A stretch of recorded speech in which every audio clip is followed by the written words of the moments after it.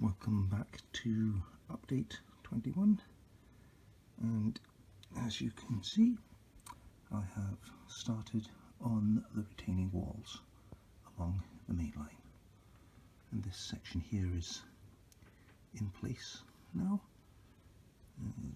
all the way along till here.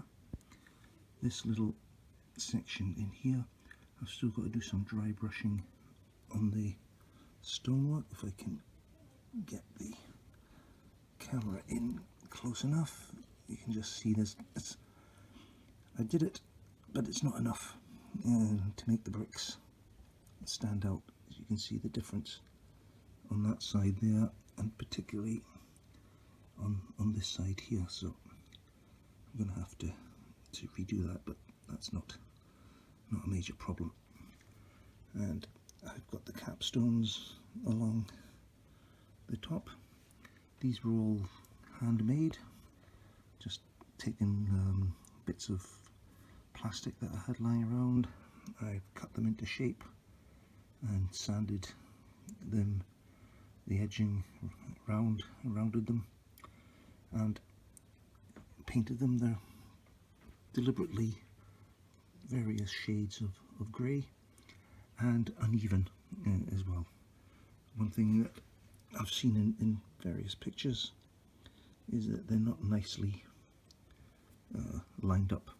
Well, they may have been originally when it was first built, but time and the weather has taken its toll, especially around here. What I want to do is get some grass bushes growing in between the cracks, etc. I've just got this little gap here to fill, which I'll fill with some cardboard and then some PVA glue some grass and bushes down, and you'll never see that gap. Now as I made these all individually, they're all slightly different sizes, but you won't see the back of it because it's going to be covered approximately from the edge here about halfway across with grass and landscape. So you'll just basically see 2 or 3 millimeters of the front edge, and that applies all the way to the end there. And the next stage will be to do from this side all along there. One thing I did do here is, this is actually 2 pieces of the foam wall that I have, and the join is actually behind this abutment, and that was placed there deliberately to hide the join, because I did try and get them to come together so that you wouldn't notice, but you could still see the line. So in the end I just hid it.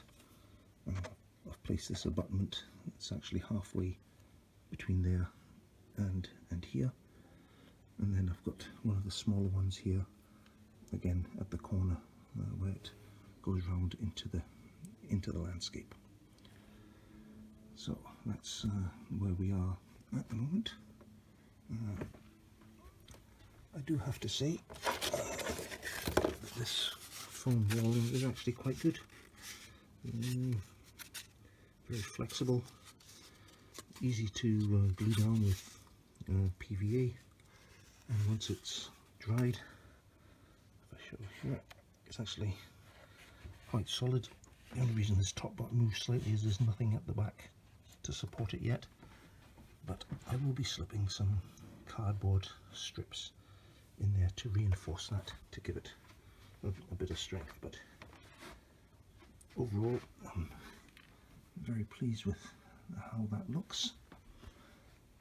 I may do some further weathering, some streaks down from the top where rainwater etc has dripped down over time, and just give that a bit more of an aged look.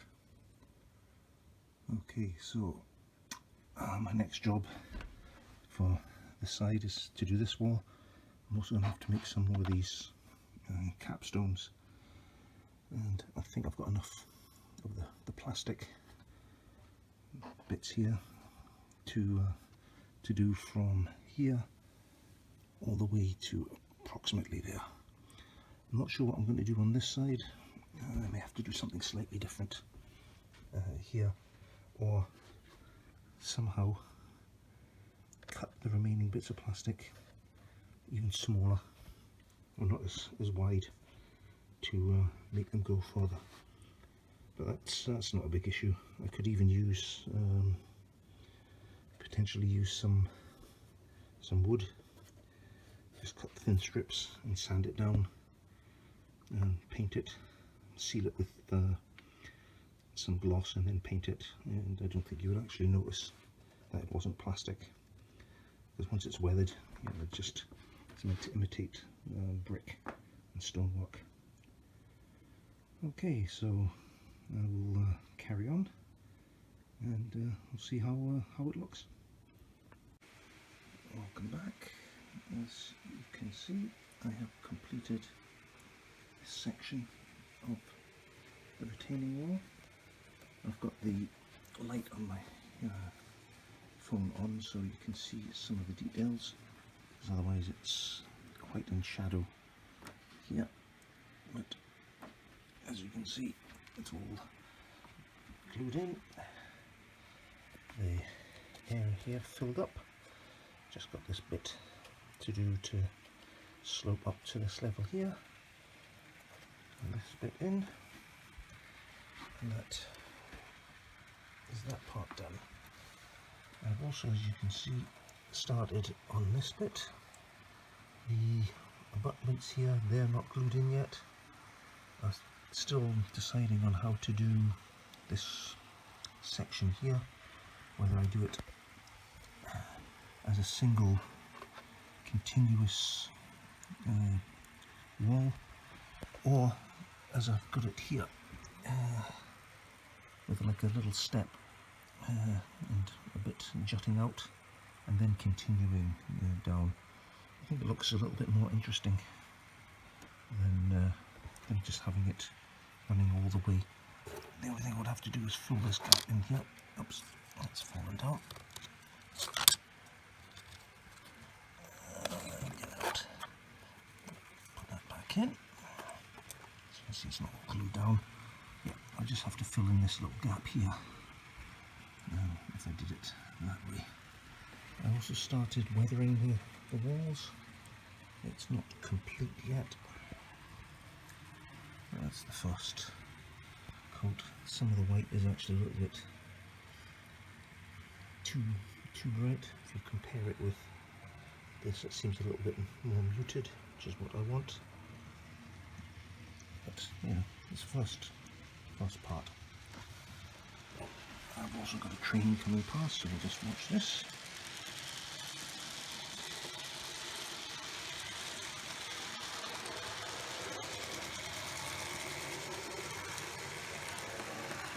As you can see, I've also done this side of the bridge as well.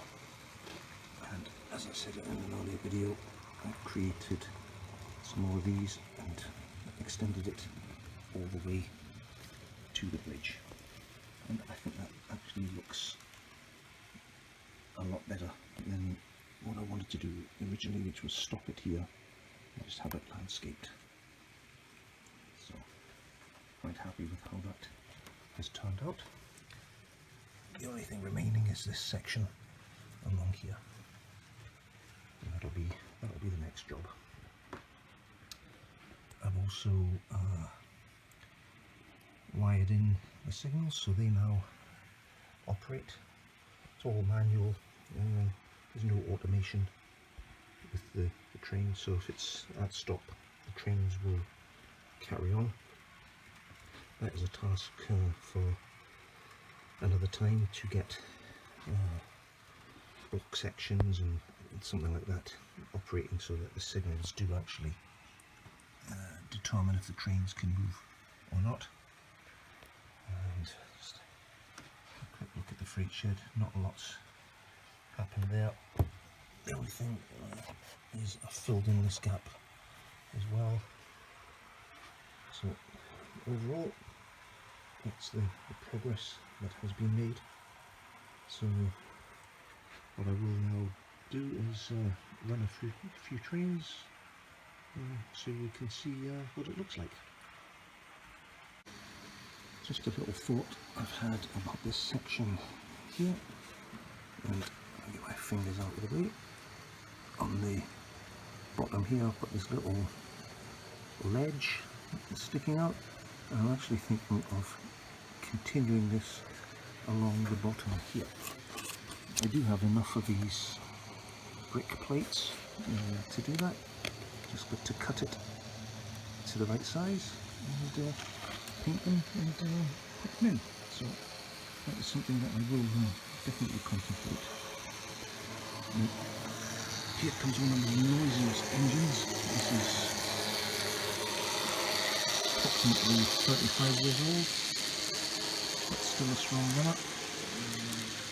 One that I converted myself, and despite stripping it down completely, it is still very, very noisy.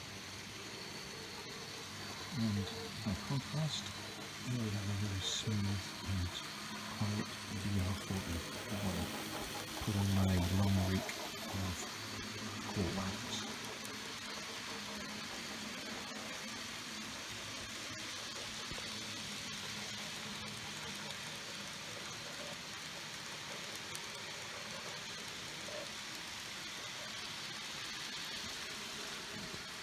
Coming into the station, now we will